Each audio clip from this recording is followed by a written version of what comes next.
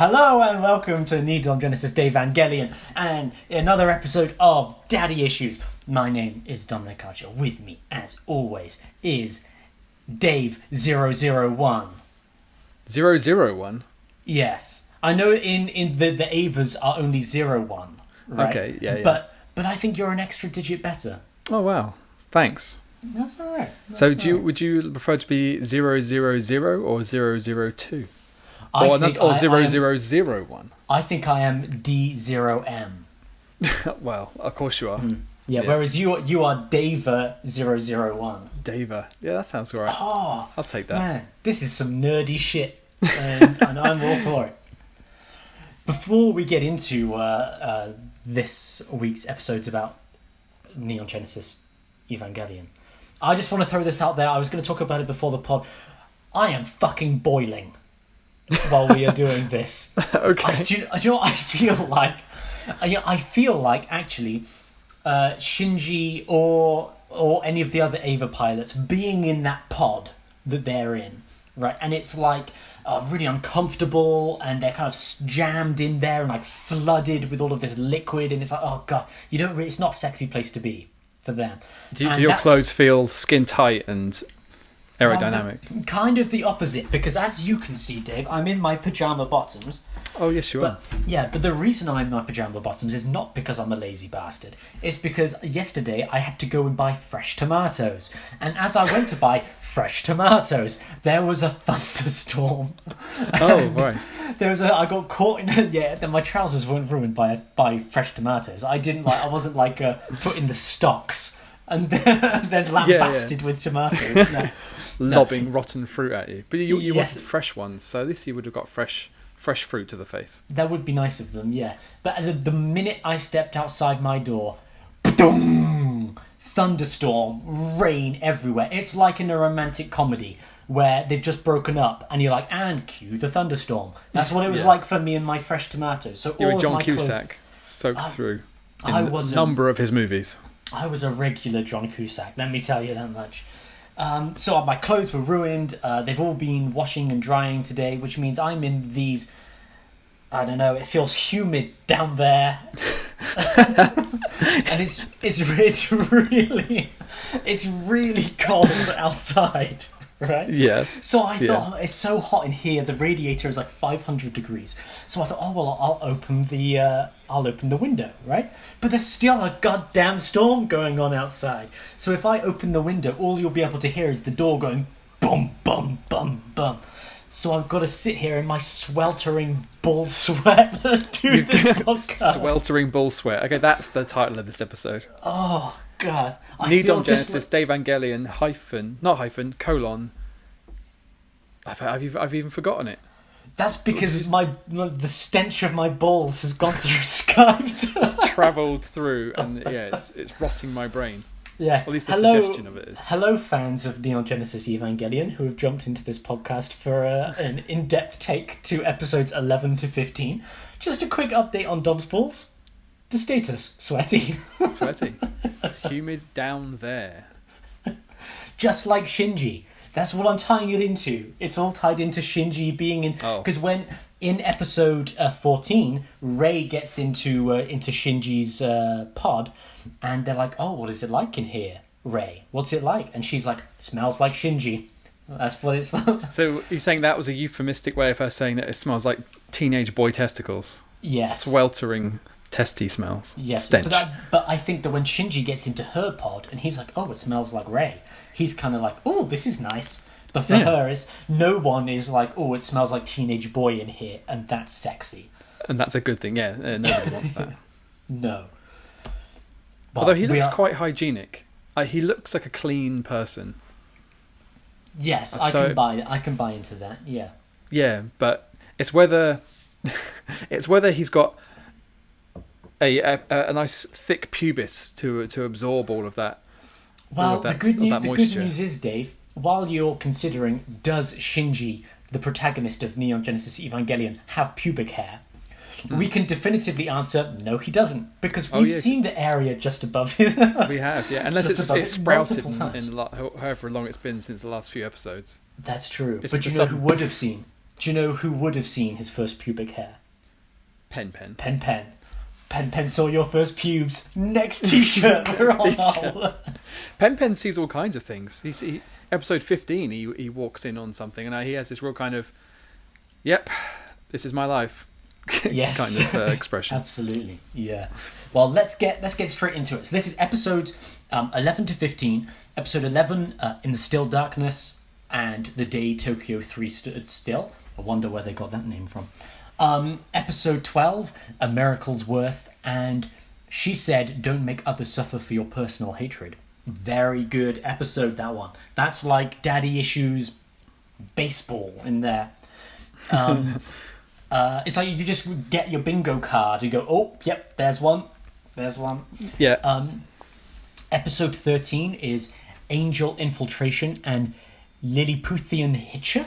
Do you think I'm saying that right? Lilliputian? I wondered about it too, and I wondered if it was like a Lilliputian. Lilliputian, as in like that's a place, Lilliput, or it could be Lilliputian. But I don't know. It's got to be a Bible reference, angel reference that I'm not getting. So I'm going to think about it, because the Hitcher is the angel infiltrating, right? So Right. the Lilliput also. We should ask your mum. She'll know. Message your mum. Ask her if she has an idea what it means. Episode 14, Seal, the Seat of the Soul, and Weaving a Story. And then episode 15, our final episode for today, Lies and Silence. And those women longed for the touch of others' lips, and thus invited their kisses. Long title. Is it Lies of Silence or Lies and Silence? Lies and Silence. Yes. Is it? I misspelled. I mistyped. Yes, I do lies apologise. and Silence. Yes, no, that's either one. Lies of Silence. That's the poetic name that we're looking for. Hey? Lies of Silence. Ooh. Yeah, that sounds good. I wonder what their first album is. so Mixtape dropping this summer. Oh yeah. There's nothing on it. Each one is just silent. It's just silent tracks the whole way. Yeah, and the lie is that it's a mixtape or an EP that has no music on it. Yeah, There you go. It's so we artistic. should just do that and put it on Spotify and see what happens. How would you choose the length of each track? Like, would it just be arbitrary, or would it be a very particular number of minutes and seconds? I think you just got to roll the dice. See what comes up. Yeah, and you're like, 6. Well, that means it's 6 minutes. And we'll just take off. We'll take off 4 seconds so it doesn't look too obvious. Yeah. Come on, we're not 5 minutes. We're not 50 hacks. 54. Right. In the Still Darkness and the Day Tokyo 3 Stood Still. This is kind of a continuation of what we've discussed before with the previous episodes, where this is like super anime, right? Some really nice characterizations here, but it's like kind of, again, a regular... it's that wind, man. I'm telling you, to look at the window. The storm's gonna bust through, and there's gonna be a giant Ava hand come through. Are you talking about me, bitch? I don't know how far. I don't know how far away we are in miles, but outside my window is also blustery, stormy conditions. So it's a big one. Yeah, it's either global warming or aliens. I'm siding on the side of aliens. I'm a denier. No such thing. Global warming. Oh, that's it. I'm coming down to your house with my giant robot to sort you out. So, episode 11, In the Still Darkness, the Day the Tokyo 3 Stood Still. All of the electricity goes out in Tokyo 3, right? This is what I remember from the episode. All of the power is lost, and coincidentally, just as they lose all of the electricity, bam, a giant alien monster arrives to destroy them all. Yes. Very inconvenient timing. Incredibly inconvenient and coincidental. Yes, and that seems to happen a couple of times in these episodes here, where just when things couldn't get any worse, another coincidence happens to make it worse. Which is, I think, is episode 11 and also episode 13, Angel Infiltration. It's like, oh no, the worst thing that could possibly have happened has just happened. but they're still, not really holding it against it. They're still good episodes. Oh yeah. Yeah. What did you think of Episode 11, The Day Tokyo 3 Stood Still? And what did you think of the giant, terrifying spider with acid coming out of his eye? Just the legs moving. Yeah, that's some creepy shit. That was pretty creepy. I didn't mind it. I got nothing against spiders. But yeah, what was grosser about it is that dripping like salivation of like corrosive droplets. That kind of grosses me out. It makes me think of like just a big, disgusting, unkempt, slobbery person who's just like, oh mate, keep it in. It's dripping out of his eyeball as well, right? It's got an eyeball, and I could have conjunctivitis or something. Ugh. Yeah, I saw that, and what I thought was, yeah, that's anime. Right? It was like, of course it's coming out of its eye. There's a lot of things with eyes going on. Yeah. Actually, weirdly, coincidentally, just as I was setting up for this, my girlfriend was scrolling through Netflix and landed on an anime called Parasite, I think it's called, and the clip on Netflix is a guy is about to get hit by a car and he sticks his hand out and like a weird eye comes out of his hand and stops the car and saves him, and then the eye sucks back into his hand. And plenty of instances in Evangelion too where eyes seem to be very prominently featured. And I don't know whether I'm sure it's not just because they can be drawn in such detail and the way they're animated, like every tiny motion is very deliberate. And like the way that people's dilate and stuff looks really great in animation. I'm sure there's more to it than that, but at least on a superficial level, it looks cool. Yes, yeah. Parasite is kind of like kind of similar to like a Venom, I guess. It's kind of like a manga or anime of Venom, where he's got. I figured as much. He's kind of got this alien thing stuck inside him, and it's kind of like eat people. It's one of those kinds of things. I haven't seen Venom. Oh no! Is that good? Does Venom have a daddy? No. Venom is a daddy, and Venom v Carnage is coming out in a couple of months. Is that the sequel to the Tom Hardy movie? Yes. Venom: Let There Be Carnage with Woody Harrelson as Carnage. Woody Harrelson's playing. He could. In my mind, Woody Harrelson as a character called Cletus Cassidy makes a lot of sense. Real redneck, but yeah. He's bigger than Tom Hardy. Like he's taller than Tom Hardy. I also haven't seen Venom. You haven't seen Venom? No. I'm surprised. Although to be fair, I waited a while before I watched it because I heard it wasn't great. And then when I finally got around to it, I was surprised and pleased. It was good. It was fine. It was not bad, which I guess is what you are afraid of whenever new superhero content comes out. You're like, as long as it doesn't suck, I'm probably going to enjoy it, but I've heard that it sucks. But it didn't suck. And you'll find out when you watch it that my impression was fucking spot on. The We Are Venom bit. Yeah. I thought I was ready for you to jump into any animated series with that.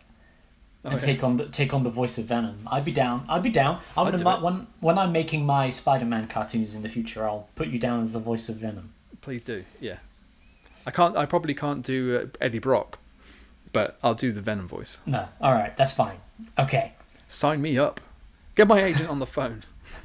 Talking about people who were signed up and then thrown into corrosive acid. we have our Ava pilots who are trapped outside of Nerve, right? Because all the power goes off, nobody can get in. And at the beginning, everyone's doing their laundry. I think everyone's getting their laundry washed. And then just as they're on their way back into work, the power goes out and they're all kind of stuck and have to try and save the day without any of the toys and things that they're used to. Again, there wasn't that many daddy issues things to talk about in this episode, I don't think. No, I don't remember any reference. No. It was more just like a fun, almost like a fun Goonies. The kids are on their own and they've got to get through tricky, traverse a tricky path and an adventure, and in the end they have to work together, and the kids are all right. That kind of vibe.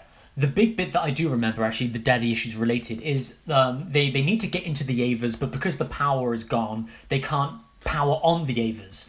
And then just when they're thinking how are we going to do this? There's no power to turn on the giant robots to fight the monsters.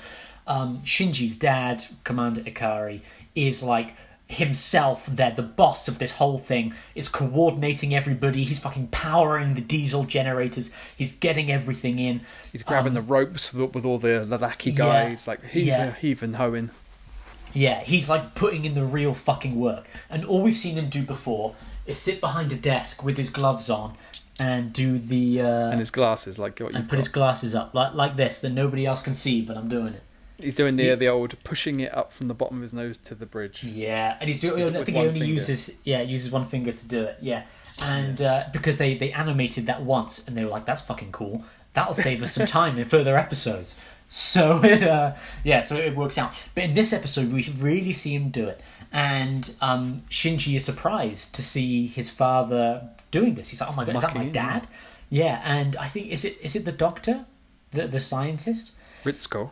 Yes, she says something like, "Your father had faith that you would come, that you would get here," because Shinji's had to navigate his way through the entire facility. Yeah, they have no idea where the pilots are. No, they have no idea that they were trapped outside. They have no idea that they're trying to get back in. They just know there's an angel attack, and they know that like you say, they trust that knowing this is happening, that the pilots are going to do their damnedest to get to their Avas and get to work. Yeah, and that's a nice moment for Shinji as well, where it's like, your father had faith in you, right? Maybe he doesn't say it, maybe he can't talk to you in any, but he knew that you would do the right thing and you would be here. And Shinji's kind of taken aback a little bit by that. Yeah, but I guess like Commander Akari's hedging his bets because there's 3 of them. And he's probably thinking, well, at least one of them's probably going to show up. He probably hasn't got full trust that Shinji is going to be the one to show up, and that's the only one that matters. No. The other person who this episode is really strong for, I think, is Asuka as well. This is a real Asuka episode, because it starts off with her being everything that you hated in the last time we spoke about it, right? Where she's just everything where you're like, oh my god, she is so annoying. But over the course of the episode, we see her arc grow a little bit. She grows a little bit. Yeah, she does. She starts to appreciate her teammates a little bit more. Yeah. That doesn't ultimately stop her from being insufferable, but at least when it comes down to the action and the mission, she does she falls in line and ends up coordinating the other 2 really well. Yeah, they all work together brilliantly. Yeah, that's what I saw from it. Is the whole episode is her saying, "I'm going to be the leader because I'm the best. I'm the best pilot, so I'm in charge," like that. And then at the end, they don't know what to do, and she spent the whole episode saying, "I want to be the leader," but actually Rei has known what's going on, and Rei knows what to do. And she's like, "Rei, I'm the leader. You have to do what I say." But then at the end of the episode, both Shinji and Rei are kind of like, "What are we going to do here? The thing's dripping acid." And Asuka is actually like, one of us is going to go down there, pick up the gun, throw the gun to the other one. The third person's going to shield them from the acid, then dodge out of the way so the person with the gun can kill the angel. Yeah, and solid plan. And Rei is like, I'll be the person who gets hit by acid, because Rei is suicidal. Right? We've seen this in previous episodes. Rei is always trying to kill herself. And Asuka is like, no, it's my plan. I'll be the one to take the acid. Yeah. What should call it? She's like defense, attack, and support. I take defense, you take support. Shinji, you're going to be attack. Yeah. And it's like Asuka actually is willing to sacrifice herself if necessary in that situation. And it's like, this is a little something that we like to call character growth. And it's, it's egomania. And she wants to do the most daring and most impressive part of the thing. No, like jumping down to the bottom to grab the gun is not super impressive, and chucking it and then just shooting once you've been protected is not a big deal. But if you're the real hero is the one who sacrifices themselves for... See, this is a difference of perspective here, because I've gone really cynical. Yeah, see, I already don't like her, so I'm presuming that her motives are not positive ones. I think that's definitely how the rest of the episode plays out. Right, where she wants to be in charge. Because she is so self-important. But in that episode, I think it's that growth from a child who wants to be the leader to an adult who is actually willing to take be, to embody leadership. And that it's not petty anymore. It's like, this is what we have to do or everyone's going to die. And because I think that she would definitely, in a normal situation, want to be the person with the gun who's like, I killed the angel, everyone look at me, I took the shot. But she doesn't. She's willing to put her life on the line if necessary. I take your point. Yeah, she says that bit as well back to Shinji, where it's like, this is for saving me in the volcano, right? Like, this is we're even. Yeah. Yeah, so it's a cool episode, that one. It does have a little bit more to it than I initially remembered. Episode 12 though, A Miracle's Worth, and she said, don't make others suffer for your personal hatred. This is a big daddy issues episode for almost everybody, actually. Well, for at least for two characters, for Shinji and his oldest housemate. What do you think of this one? I thought I found this one very tense, and I like to see that progression in Misato's character. I like her. She's one of my preferred characters in the thing. And again, another kind of creepy, spooky angel that made me feel a little bit uncomfortable. Eyes again, right? Is it got loads of the big orange thing with eyes all over it? Yes, this is the angel that appears in space. Yeah, right. Drops bits of itself as bombs from the stratosphere. Yeah, it's kind of like a giant head with two arms coming out. They're not quite wings; they are more like hands, I think. But there's just eyes everywhere. There's fucking eyes for days on this thing. Yeah, eyes for days, mate. Yeah, but the beginning of the episode is an actual chance to look at the second impact, I think, right? It's the flashback to Antarctica, where we see what happened to I've forgotten her name. Who? What's her name? The Misato, yes. We see what happened with her and her father back in Antarctica during the second impact, right? That's this episode. I think so. I've actually forgotten, but now it sounds like it does sound like it makes that makes sense. It does fit. Yes. Because I really liked when we see Akari and his right hand Gent in Antarctica. I love the coloration of it all, and they're sort of floating around, going, "Well, this is all fucked up, isn't it?" And I think they call it the Sea of Death or something. Yeah. Yeah. Looks really great. Yeah. So the beginning is we see Misato as a younger woman, and we see how she got the scar in between her breasts as well, just below her breasts. She has a big scar, and this again is kind of calling back to that what we've spoken about on previous episodes about sexuality and puberty, and when we see her from different people's perspectives. But later on in the episode, she's putting on her underwear. And she puts on her bra over the scar, and is kind of looking at her body, kind of like, like the scar is a constant reminder of what she's been through, and it's like an embodiment of her trauma, right? And in that moment, she's not sexualized because she's there on her own, rather than under somebody's gaze to look at her like that. But the opening, we see the giant storm over Antarctica, and then like these horrible yellow angel wings come up through the storm, right? And then there's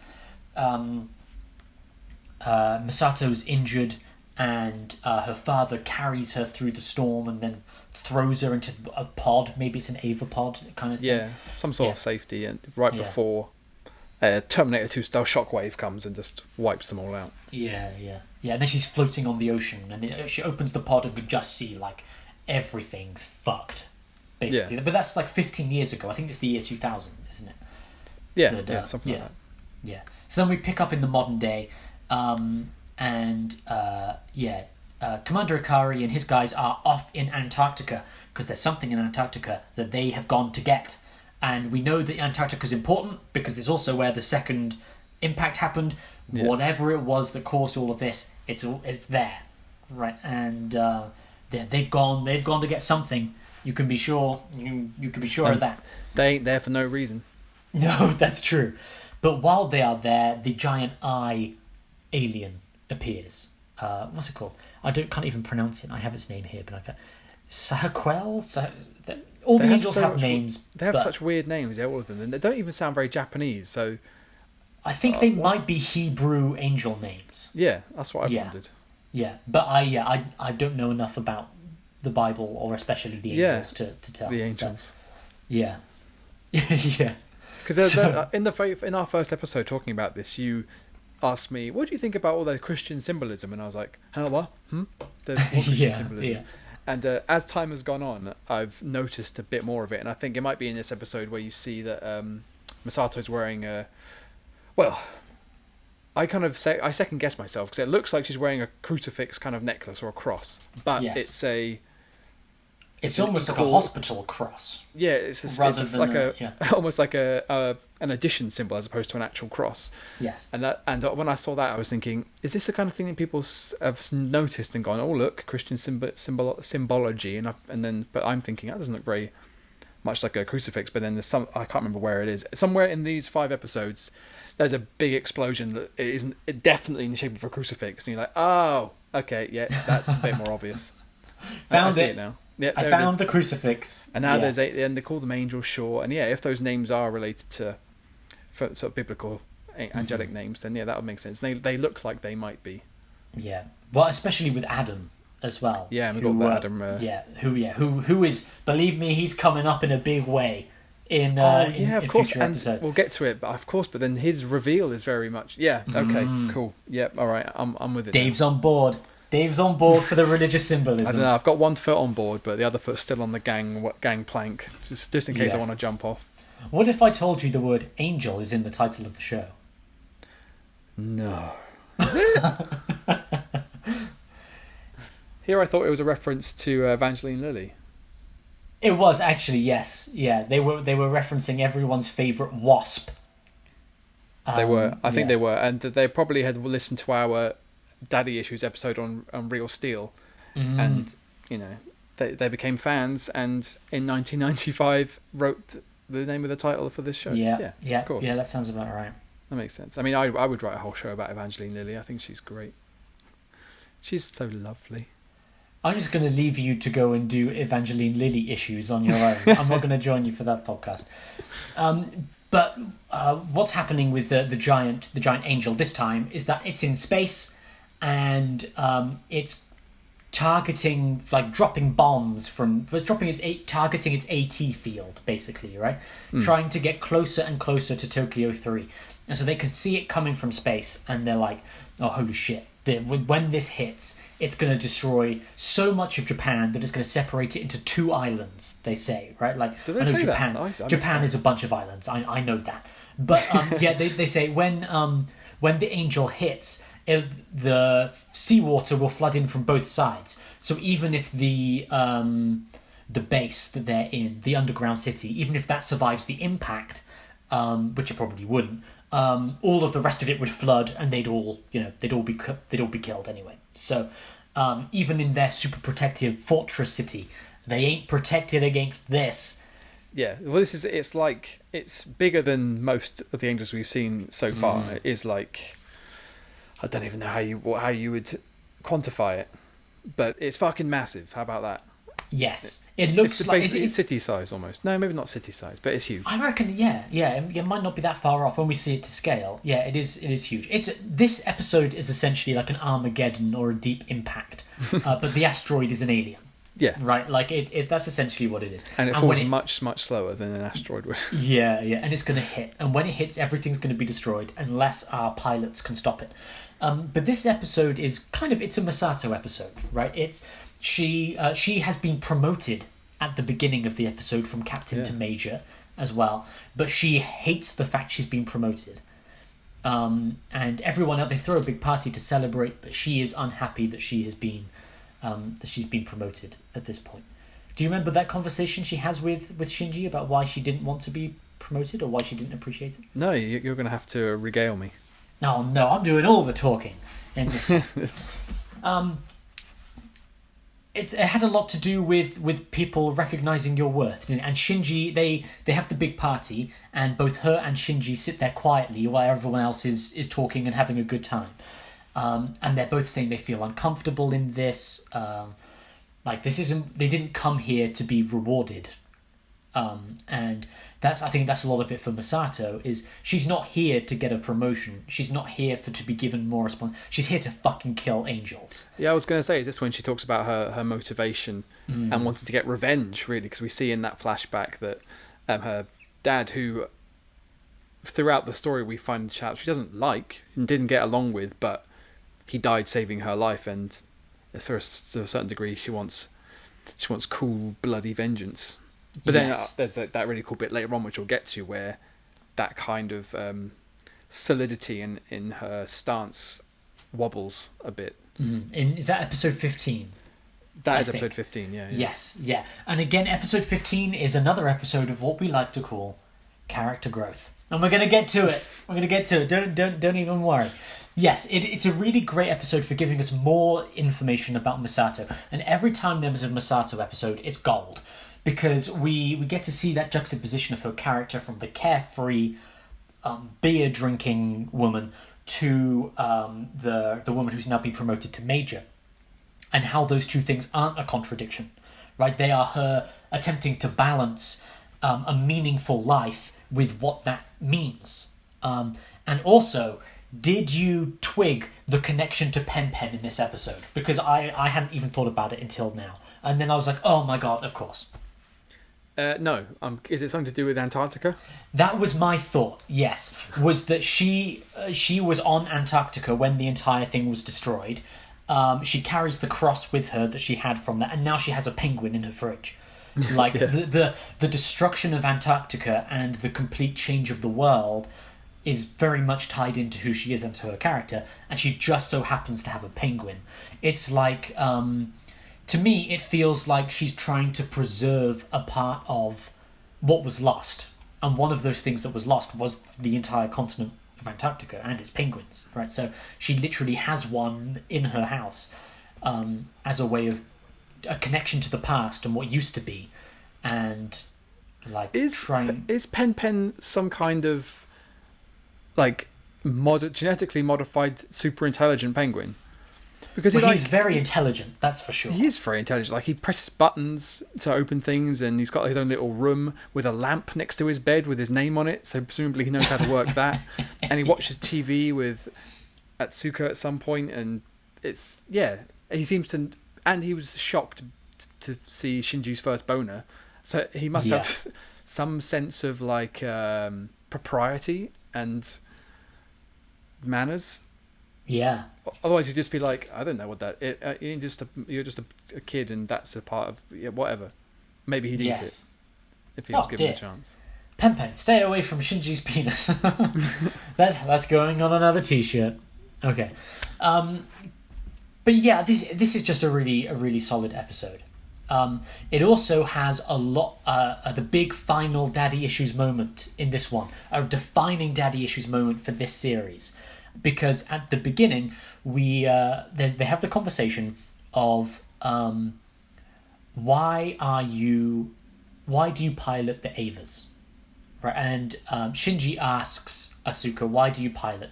And she's like, because I'm the best there is at what I do. I'm like a piece of shit Wolverine, she said. Yeah. And she's like, why do you do it? And he's like, I don't know why I do it. And she's like, of course you do, because you're an idiot. Like that. But by the end of the episode, Shinji realizes. And what does Shinji realize? What happens at the end of the episode to solidify this? At the end of the episode, they get a call from Commander Akari, who's off on his mission, just sort of reporting in after what's happened. And they say Shinji killed the angel, and he congratulates him. He praises Shinji on his performance. And Shinji's like, he's shocked. And he sort of looks down, and he has a little smirk, and he's like, holy shit, my dad just paid me a compliment. This is insane. And then that he says, I think that's the reason why I do this, to get, and you get the impression it's because he wants to gain some kind of validation from his dad, and this is the only way you can do it. Yes, yeah. It's a heartwarming and heartbreaking moment at the same time, I think, because in this episode, Shinji literally catches the angel right? He catches it on his own, and then the others come in and help him. But he is the first one there, and he jumps in and holds this thing up, and then they manage to kill it. But almost, they say Misato takes control of the entire operation, and this is her first time in charge, which is another reason why it's such a strong episode for her. Is because again, that phrase, "Don't make others suffer for your personal hatred." Misato was like, "I'm going to send the Avas out there, even though it's almost certain to fail. But I'm going to send them out there." They give the odds, don't they? It's like 0.08% chance of success or something. Just like, well, it's better than zero. Yeah, and the doctor lady says, don't send those children out there to die, just because you want to get revenge on these angels, right? You're going to risk everything to get revenge for your father. And Misato's like, "You're goddamn right I am." But she has faith in the pilots. So she says, "I'm the operations manager. I have faith in my pilots." And at the end, Shinji catches it. It is down to him that they saved the day. And and his father says, "Good job, Shinji."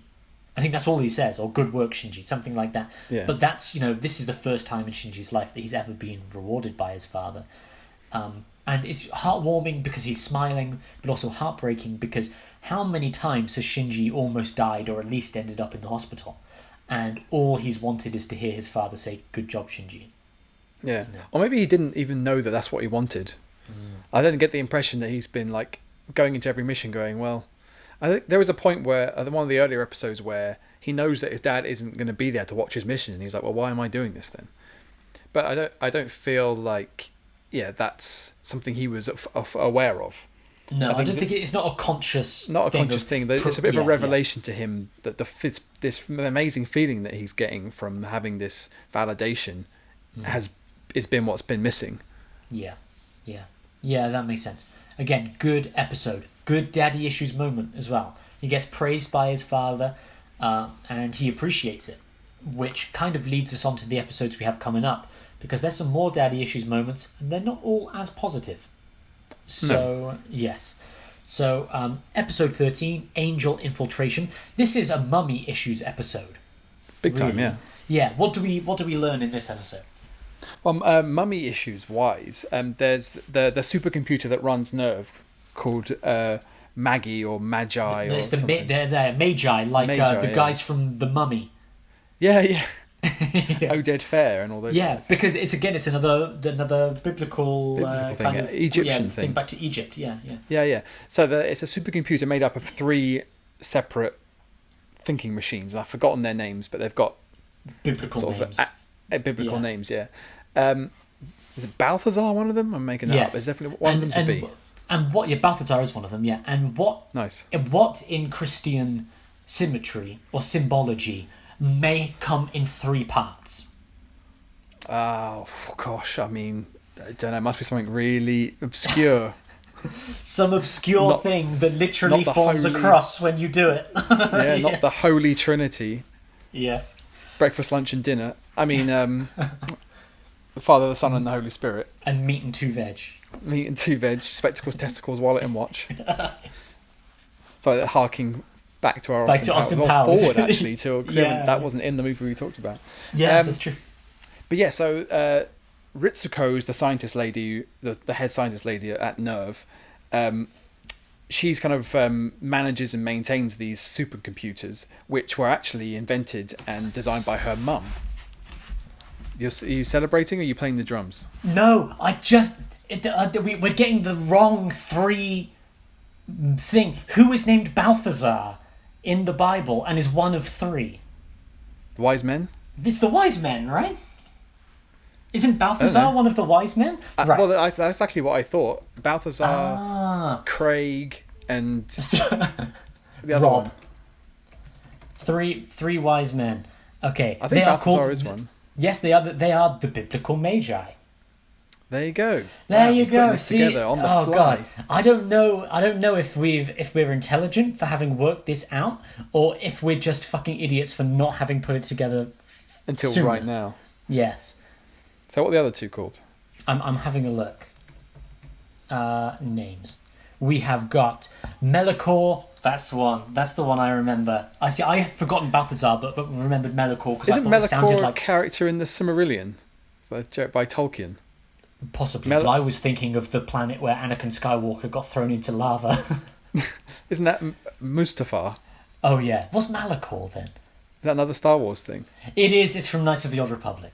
Oh, yes. Okay. Yeah, they take from that kind of stuff all the time too. Yeah. So it's Melachor. They're three wise men. Interesting. Yeah, Melachor, Caspar, and Balthazar. Again, yes, the Magi. Okay, great job, us, for managing to remember the names of the three most important people in a lot of Christian history. So to have done preparation for a podcast and to only have figured that out during the recording of it.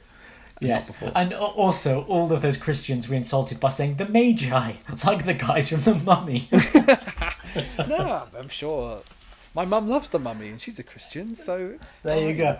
We need to get Wasn't your there mum a film to... called The Gift of the Magi? I don't know, because they're all. Oh, this is a really weird. So one of my favourite bands is called AJJ. Previously Andrew Jackson Jihad, but they decided to drop the Jihad bit because it was getting a bit insensitive. So this AJJ, but the song that got me into them is called Gift of the Magi 2, which is like some sort of tongue-in-cheek reference to a sequel to a movie that exists, I presume. So there's that for you. Yeah, that little tidbit. I tell you what, we genius. need to get your mum on board. Get her to watch NeDom Genesis Evangelion, and then she could come on and do an episode with us. Maybe. And she can tell us sort of like what this symbology is actually all about. I don't know, I don't think they're proper scholars anymore. I think my parents have gone from being very dogmatic when I was kids to now they're just a bit more spiritual and just a bit more about the connection. So the actual the Bible and churchy things are a bit fallen by the wayside. So we need to get someone maybe older, maybe a grandparent of mine. My granddad's so Christian that he once gave us a whole speech while we were on holiday about how the devil walks among us. Wow. What do you mean? Does he mean you didn't like where you were on holiday and he thought the devil was there? Portsmouth. Yeah. Well, I mean, everywhere the you devil look, does walk among us. Bloody hell, doesn't he just? Portsmouth. Christ. Okay, shoot the Pompey scum. Sorry, I'm from Southampton. Don't shoot the Pompey scum. Pompey it's a fine place, and rivalries built around football teams that actually result in violence is stupid. But still, I sing that every time I go to see the Saints. I say, but while all of that is true, okay. So we were saying the mummy issues. The supercomputer is split into the three-part, named after the three wise men. We should edit out everything we have said up until now, so we sound like we know what we're talking about. That would be a lie, and I refuse to tell non-truths. But yeah, and we also find out that Ritsuko's mum, who designed the three parts of this computer as after different parts of herself. Mm-hmm. So one part is, correct me if I'm wrong because this is from memory, one part is her as a scientist. Yes. One part is her as a mother, and the third part is her as a woman. And they all... So that's right, yeah? Yes, yeah, that's right, yeah. I mean, I've got nothing to say. I'm just showing off the fact that I remembered that from yesterday. Okay. That long-term memory loss hasn't kicked in yet, has it? Not yet. No. Yeah, it's that idea that her mother's personality exists still within the supercomputers. And that ties in a lot. This is, again, them planting the seeds about what the Avas really are. Right, because they say in this she designed the Magi and the computers within the Avas were built on this same concept, right? So that same idea of the ghosts within the machine, you might say, continues, which is one of the best sci-fi things anyway. The Ghost in the Shell kind of thing. Is going to grow and grow as we go forward. An angel infiltrates Nerve, but this one is like a bunch of nanobots or something, and sinks in. It starts corroding through. They can't fight it basically because it's not a giant monster. It's actually within it's within their systems. Yeah, it's like millions of microscopic organisms that form almost like a virus. Yeah. And it does the classic computer virus thing of setting the base to self-destruct. Why does everywhere in every media have a self-destruct option? I don't know. Maybe it's like just a failsafe to protect itself, or like its secrets from escape. Yeah, from getting I guess. I guess it's a bit hacky though. Yeah, but we see the moments where the angel kind of infiltrates the Avas themselves and tries to like smash through and get them, and it always seems to be trying to get Ritsuko. Right, in each time we see it, we see the and in episode 14 she brings that up again. Like it's definitely trying to get me, for one reason or another. But they manage to stop it because Ritsuko goes into the Magi and starts working herself with her own mother's notes, right? Yeah, there's like post-its all over the inside of the computer with all of her like hacks and subroutines and back entrances and stuff. And she's like, "Thanks, Mum." Or like one of the other like subordinate scientists is like, "Wow, thanks so much to her. She's great." Yeah, and they kind of they cut open one of the computers. It's the final one who's left, and I would remember the name. Casper, I think it is. Casper, it is. Yes, yes. Oh no, it's not Casper. We're calling it Casper because of the friendly ghost, but it's the one that begins with C. The wise man isn't called Casper. Oh, I thought you said it was Casper. Casper, Balthazar, and Craig. Oh no, it's happened again. And Mustafa. Mustafa. This is no good. This is absolutely no good. Okay, no, it's Caspar. Yes. Caspar. Yeah, it's more like that than Casper the Friendly Ghost, which is the difference. Yeah, Caspar. and Melikor, not Mustafa. It's Melikor, Melikor, Caspar, and yes. Yeah. Did you notice actually when it's kind of really obvious, but when she manages to open up like an access panel to get into the thing, and she has to use like a circular saw to get through the final sort of panel, and it's very much the kind of circular saw that they use to cut into people's brains for brain surgery, and she does it in the exact same way where you do shallow cuts in a square shape so you can remove a piece and access the squishy bit underneath, which is exactly what the inside of this computer looks like, a squishy brain. And I just thought that was interesting that they made it so plainly like brain surgery. I think holding on to the idea that the computers might be a giant brain is something you should continue to do as we go forward. And then, yes, those connections between that kind of bio-organic thing, again, that links into episode 14 as well, when the Avas start to... We see a little bit more of the Ava's personality as well. This kind of thing of the technology isn't just computerized, right? It's alive in its own way. And with the Magi, they say earlier on, like, the Magi run everything within the city. Like, they have a city council and they have these elections going on. But which is during episode 11, I think, when the day Tokyo 3 stood still. They're having these district council meetings, but everyone's elections. Sorry, but everyone's like, these elections are completely pointless because the Magi decide everything anyway. Yeah, like the council are just kind of there to say that there's democracy, but the supercomputers know what they're doing better than some elected body. Yeah, that's pretty much. That's it. Yeah, no, I recall that. Isn't it that Gendo's like right-hand man guy who says that? Yes, yeah, very much so. But then, of course, they're in control of the Magi, right? So it's that thing, and we see more of that with the council people themselves that Gendo has to report to. Is that are they called Seal? Is that their name? Because when that episode 14 where it's called Seal of the Soul. The Soul, yeah, and he refers to Seal as a group of people of some kind, and I assumed that was them. That weird, that really cool shot that they do whenever he's in a meeting with this council. They're all sat behind illuminated desks that are all different colours, but it's you kind of get the sense it's a bit like a holographic Jedi Council kind of thing, because when the meeting's over, they all disappear and all the lights go down. It's just him left on his own. Yes, and once again they have done that amazing thing of reusing the same animation for the same bit. So every like time, Scooby-Doo. Yeah, kind of reusing the backgrounds. Yeah, every time you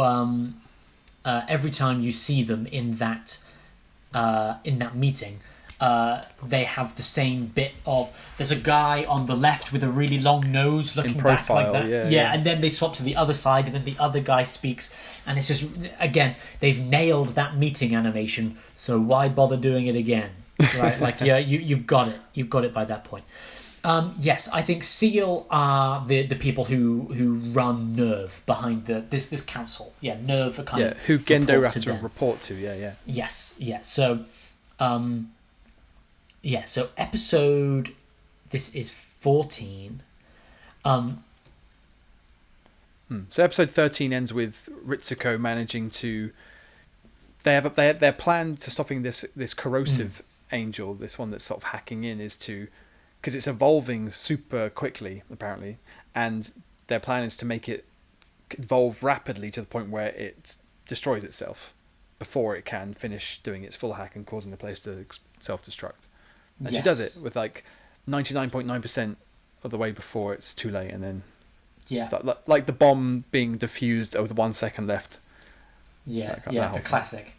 Again, like the Austin Powers thing again, where he's standing there waiting for the clock to tick down before he jumps to stop it. No. It's a classic. But there's that bit again where she's working, and we get a nice conversation between her and Masato actually about her mother and how everyone thinks that she's responsible for the work, but she's actually continuing her mother's work in a lot of ways. And Masato's like, come on, hurry up. And she's like, don't worry, we'll have at least a second to spare. Masato's like, 1 second? Something like that. She's super chill about it, yeah. Yeah, but she knows what she's doing. Yeah. So that's a good Ritsuko episode. Again, greatly expanding upon her character. More of the world, like, because she is connected to the supercomputers. Again, we're learning about how all of Nerve works, but it feels like a character episode. It doesn't feel like an exposition in that way because she is so interconnected to it. Yeah, and what I like about this show is they don't, like episode 1, they don't go, here's Nerve, here's the supercomputers, here's who works on this bit, here's who works on that bit. They don't just bombard you with all of the information you need in episode 1.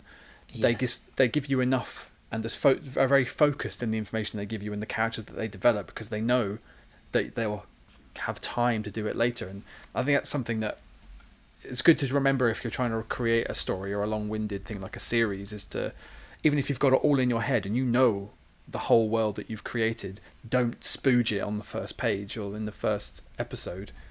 Just let it drip, and it keeps the intrigue going. And then each episode, like you said, can have character development or can build on the world, and each episode matters. You don't have to have any filler. Yeah, it's a difference between the world growing and retconning because you missed something. Right? Yeah. It's not like and then there were some supercomputers because everything, like, it's like the supercomputers haven't been important until they get mentioned like 3 episodes before they become important. But it's not like, this is who made them. This is how. It's like, we're having these elections, but these elections are kind of useless because the computers control everything anyway. Then, 3 episodes later, remember those computers we told you controlled everything? Well, here's an episode about them. Yes, and it kind of builds up. And I expect that everything that is given any sort of time, like a whole episode about the Magi, will become very integral later on. When presumably the real truth of this whole thing is revealed. Yeah, well, episode 14 is another big deal for that. Because this is, as we were saying with Seal, this is the first half of the episode, it's a recap of season 1. It's very anime. The first time I watched it, I skipped the entire episode, because I've seen all this. Like, I've watched other anime where the characters just recap what's already happened. Like, I don't, it's a trope. I don't need to watch it. And then I was like, oh, holy shit, I feel like I've missed a lot when I got to episode 15, because the second half of the episode is the actual episode. It's the actual episode. It's not just like a greatest hits episode like The Simpsons. Yeah. But the one thing that we really get here is that mystery from episode 12, where why are Commander Ikari and his right-hand man in Antarctica, and what is it that they were carrying on that giant fucking battleship? And we get the reveal to that at the end of episode 14, whatever fuck it was. Yeah, whatever it was. So we get the summary of everything that's happened. It's from a few different perspectives. Like, Seal are watching it, but then also we get some commentary from Shinji's friend at one point. Like a bunch of people kind of do the narration over the top. I noticed. Yeah. But then we get the middle credits, weaving a story. It's called. And then what happens in the second half of this episode? The second half of the episode is about these new synchronization tests where they take Rei and Shinji and put them in each other's Evas to see if it will work. And I think Rei goes first into Unit 01, and it goes quite well. And they're surprised, like, wow, this is pretty good synchronization. Sweet, well done. And then next they put Shinji in Unit 00, and I can't remember if it begins as if it's going well, but then something starts to go wrong. And as we've seen the Evas do before, it starts to go absolutely berserk in the test thing, just like what happened with Unit 00 with Rei before Shinji ever got there. Has a complete freak out, and again attacks the like observation window where everyone is there. Rei is in there, and Ritsuko is in there, and I think Misato is in there. And I didn't put it together until you mentioned it a minute ago, because Ritsuko does say, are they trying to? Someone says, are they trying to? Is it trying to kill Rei? And then Ritsuko says, it could be trying to kill me. And like as you pointed out, every time one of them's gone berserk or an angel is attacking their center, they seem to go for her. And I didn't twig that at the time, but yeah, it does certainly seem like she's always there and always is in the line of fire. But I think that don't they pull the plug on the Eva while it's like smashing his head into the wall, and it's really quite disturbing. Because I think it's not just that it's trying to kill them, because Rei stands there and it stops before it can hit Rei, and then it just turns to the wall and starts bashing its head again. Yeah, I think something and now about it's just trying to almost like it's trying to kill itself. It's trying to kill itself, yeah, and it's something about it being humanoid that you can kind of imagine it as a person, and then go, what would cause a person to have such a break in what they can tolerate that they will try and mutilate or kill themselves in such a brutal, violent fashion. And eventually they manage to power it down before it can completely destroy itself, and presumably Shinji is still trapped inside the thing. Yeah, we see a really nice bit as it starts to go and Shinji is losing control and it kind of takes over. But we see some really nice... Again, this is where we have it smells like Rei in here, is in this episode. And so in episode 14, we also get kind of like a monologue, a poem from Rei, where it kind of delves into her psychology. Again, we see more of those beautiful moments that we've gone back to before, like the field of the sunflowers reappears in that imagery again. And again, it's just more jumping into who she is, how she... those questions of who am I? What am I think she asks multiple times here. Which is, again, when we then go into Shinji having these flashes of her, is that Rei? Is it Rei? What is Rei? And the very end of Shinji's vision is kind of a horrific one, where she looks directly kind of at camera and morphs into almost something like from Attack on Titan or something. It's it's a really cool moment that gives us just a little bit more of what's going on with Rei without needing an explanation. But we also get with Akari talking to his boss later. Akari and his right-hand man. His right-hand man is like, you rely on Rei too much, I think he says to him, something like that. Yeah. He does, but then he Ikari kind of just shrugs him off and is just like, it doesn't matter because we've got Adam and the Spear of Longinus. I wrote down, which is the thing that they were bringing back from Antarctica, I presume. Yes, and again going with the biblical references, this is like the Spear of Destiny that punctured the side of Christ. Right? I see, right. I think again, I'm not the biblical person at all, but I'm pretty sure it's like that from Hellboy and stuff like that. The Spear of Destiny. yeah. That sounds familiar.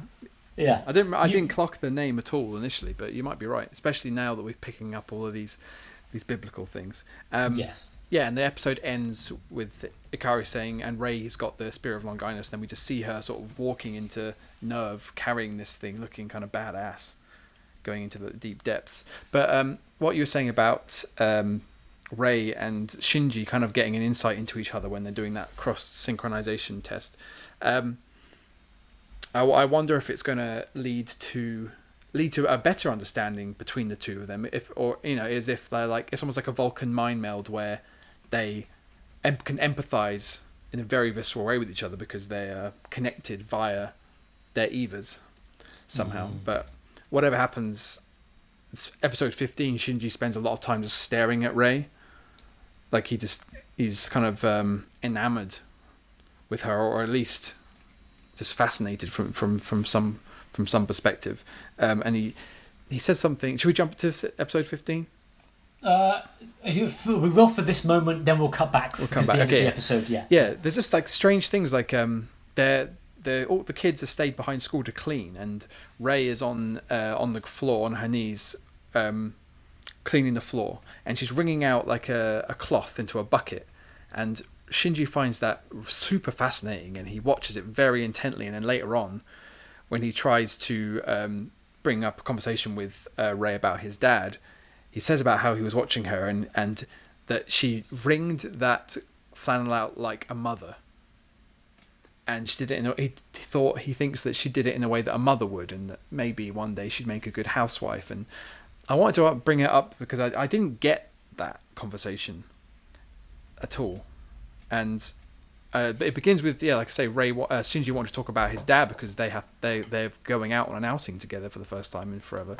And we've said before that Rey and Commander Ikari seem to have some kind of weird close relationship. And then I was thinking, why the fuck are you talking about like a way a mother wrings out a cloth? Man, what's that? Well, I mean, the mother part let's do obvious. the maths then. Let's do the storytelling maths. Okay. So the storytelling maths, we have a close connection between Rey and Commander Ikari that isn't sexual. That it's something that they're close, but it's almost father-daughter, but not quite, because she lives entirely on her own, right? But they have a close relationship, whatever it is. Then the relationship between Rey and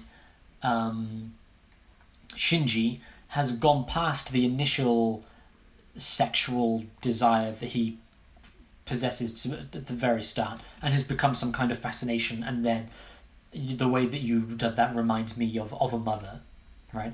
And then in that episode they go with Commander Ikari and Shinji go to see his mother's grave. Yeah. Right? And what do they say when they're at the mother's grave? What does Ikari say about it? I remember Shinji saying that he can't remember what she looked like, and Ikari says forgetting is what helps people get on with their lives. So is that the point you mean? No, but that's a good one, because we'll definitely come back to that when we're talking about their relationship. But Ikari also says none of these bodies are here, right? These are they're all memorials to people who have been lost, but they're empty. They're empty stones. It's like where Ant-Man goes when he comes back from the snap in Avengers Endgame, looking for Cassie's name on the big monolith thing. Yeah. Yes, that's it. You're right. Yeah. NeDom Genesis Daveangelion is exactly like the beginning of Avengers Endgame. Which, are there daddy issues in Avengers Endgame? Are there any fathers and sons? Lots of daughters and fathers. Yeah, lots of daughters and fathers. That's a good Tony point. Stark sees his father when they go back in time. Oh, yeah. That's a tenuous enough link for us to do an episode on it. I think you're right. And it's just an excuse to watch it again. Yes. But yes, again, we've got all of these seeds being laid here. Right? These thematic and storytelling seeds that you've picked up on them all, and you just need to do the equation. Really. Okay. But you're asking me to do maths. Narrative maths. Narrative maths. You could write a book. I could write an essay on narrative maths. Yeah. That's going to be my Robert McKee book. It's going to be called Narrative Maths. Yes. You could do seminars and stuff. At the 83rd minute, this must happen as part of narrative maths. Of course, yeah. It's that thing where it's like bang on halfway through the movie. A good example of that is the Invisible Man movie that we spoke about about the other day. Lee Whannell's Invisible Man. You haven't seen it, right? I've not seen it. No, okay, but bang on halfway through the movie, the first half of the movie is like the mystery of the Invisible Man, and then halfway through the movie, bang, the mystery of the Invisible Man is revealed, kind of like that, right? Like whatever the mystery is, like they it begins to unveil itself, and it's like directly in the middle of like the halfway point, which means that halfway through the movie veers off into another direction, and it's a really good storytelling tip. Right? Halfway through, bam, you up the ante in that way. Yeah. Good movie. Narrative maths says that The Invisible Man is a good movie. Narrative maths and Dom. Yes, and the writer of narrative maths. Yes. But again, this is a really good example of narrative maths, this new term that we're just bringing up. Because all of the different bits of the equation, this is what we were saying in the very beginning. You know, I said how it reminds me of David Lynch and Twin Peaks. And what you said was none of the shots feel like they are wasted. Right, every image that is there for a purpose and often reused. I know we've made the jokes about the animation is reused because it looks good, but a lot of the imagery is reused because it's been chosen very specifically. So when it's replayed again, that meaning is conveyed to you again as if to remind you. Right, you remember that imagery of the eye that looked like a vagina in the Ava. Well, that's coming up in the episode where Rey is inside Unit 01. Right, when raised, and so that imagery comes up again and again, and this is all just these little bits of the equation that are being spaced out for the audience to put together and to see the full thing. And you, my friend, are piecing it together very nicely. You're just waiting for that equal sign to pop up, and it's a coming. Don't you worry about it, because we'll get to some predictions later on. But yes, the final thing we see is the spear of Longinus, the spear of destiny. You know, Rey has got it, and she's going somewhere with it to do something, but we don't know what. No, until we get. At least I don't know what. Yeah, until we get to episode 15. Does it reappear in episode 15? It does at the end of episode 15. Oh, okay. He's fucking got it. That narrative maths, it's back, baby. Spear of Longinus on ship plus Adam plus Rey walking menacingly towards a door equals crucified Eva named Adam. Yeah, that's just like a whole bunch of biblical imagery just slapped together. Bam. Like Jackson Pollock just flicking it all over the place. Yeah, this is where it diverts a little bit from David Lynch, because it ain't subtle, but it's great. No, David Lynch isn't always subtle. Sometimes he'll just the very beginning of the Twin Peaks Fire Walk With Me movie is someone comes in and smashes a television to shit, and it's like, you remember that TV series? This is the movie. Bang! They smash a television set apart. So that's he's not always subtle. But episode 15 is a really fucking great episode. There's not an angel in this one, is there? I don't think there's not an angel attack. No, this is a full human development and story plot point kind of drop at the end. Yeah. All right, take us through the Masato storyline in this one. And what's going on with Kaji? What do we learn about Kaji, who's up to this point been pretty much your least favourite character? No, second least. Okay, sorry, you're right. Second least favourite character. Well, yes. He was. The episode where him and Atsuko are introduced, I was like, oh, these are a double whammy of Dave's not going to like these people. But Kaji's got less and less annoying as it's gone on, and his role has been a lot more apparent, and maybe he seems to have toned down a bit, but I think the episode opens with him like in some undisclosed location and having a proper shady spy kind of meet up with an old lady who sits on the other side of the door from him, pretending to feed cats and reading a trashy magazine when actually it's got the names of a bunch of people in it, and he's reading it over her shoulder, and they're having this clandestine conversation. Because I think we've had hints that he's maybe working a bit of a double agent, working for not just for nerve, but for doing something else. Because when he's at nerve, he doesn't seem to do fuck all. Yeah. He just wanders about. He just wanders about molesting women. Seems to be his job molesting description. grown women, and then also ignoring the teenage one who's obsessed with him. Yes. Yeah, and then the episode is kind of built around kind of almost romantic subplots with Ritsuko and Misato being invited to a wedding, and then Kaji happens to be there too, but he's late, and he's always late to everything. He's not late it wasn't. He's not always late. He's never late to work, but he was always late to your dates. Yeah. Ouch. Yeah.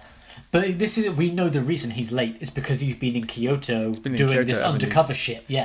And this is kind of more of it. This is the same thing that we've seen with Asuka before, is the front, right? The front is that he's some kind of unreliable guy who doesn't do up his tie. He's so messy. He doesn't shave. Yeah, he's got long hair. Yeah, he's like, what are you doing, Kaiji? But then we realise, actually, this whole thing is a front for the fact that he's a double agent. And he's showing everyone that he's always late, so he can go to another city and pick up the information he needs to, and it's that same thing of personalities layered upon personalities, and getting to that point within the show, which is, who am I? Right, and who am I really is one of like the key questions of the show. And what we see with Kaji and Asuka is the person you see is not the person that they are. Yeah. Right, yeah. And like they are literally front characters hiding. And again, with Misato as well, the beer drinking and then her being the major, right? Those are both different fronts of her personality to hide who she shells, like the Avas themselves, to hide who they really are. Yeah, and Misato's in this episode goes down to that third level where we've seen her behave very professionally and in her job at Nerve, she's a very competent and capable leader, and she can run the place when Akari's gone. But that's kind of like her professional front, and when at home she's slovenly and loud and drinks beer and eats badly and whatever. But then at this wedding with Kaji, she gets a bit drunk and they end up walking home, and then that front of the carefree, fun-loving Misato also fades away, revealing a very vulnerable, very scared and emotional woman underneath that is very self-doubting. Yes. And they had a really good conversation that made me quite emotional because it reminded me a lot of me and my ex and conversations that we had. Which was I broke up with you because you reminded me too much of my father. Yeah. Kind of moments, and I realised I was looking for my father in other people, and I hated him. And she thought that she was doing this to get revenge on the angels, but actually it's not as obvious as that. There's other things. She hated her father and tried to escape, but then started dating someone that reminded her of her father and worked for the same company as her father did, as for Nerve and whatever. And so, although she's always had this front of my father left her mother left her father because her father was like a workaholic kind of thing, and all she did was become that and try and find that again in her life after her father's death. And this is like watching this going, this cuts a little too close to the bone, man. Like these are conversations that I've had, and I don't like watching it. Yeah. But that goes to show how human and how genuine the writing of the show and everything is, because that's a literal conversation that I've had, right? Yeah. It's like one of the ones that I had was, you never shout and you never you never show how angry you are, but I know you're angry, and I can see that you're angry and that you're holding it in, and that's more scary than if you just shouted. And you're doing exactly what my father did, and that's reminding me of my dad, and I don't like it, and it's scary because it was scary when I was a kid, and now I'm seeing it now. I'm like, fucking hell, this was, I was just... That's a lot to be laid onto someone. Yes, and it's like, I was just trying to not be a horrible person who shouts all the time. It's not my intention to I don't know, become unintentionally terrifying. Yeah. But that's exactly that same sort of thing that Misato brings up in this episode, which is like, I was trying to get away from my father, but ended up finding somebody with the same traits. And when she realizes that, she has to break it off And it's again that daddy issues thing, right? Looking for not that necessarily that validation, but that. But no, I guess it's kind of an emotional validation because she's looking for someone to love her like her father would have done if her father was capable of it. But her father wasn't capable of it because he was a workaholic, and then she hated him, and then he sacrificed his life to save her. Yeah, and it's like this double, oh fuck you, because I want to hate you, but now it's not so easy. Not so easy, yeah. And then she finds herself attracted to someone who subconsciously she didn't realize, but then later on realizes is just like how he was, and the triple mindfuck of all of that.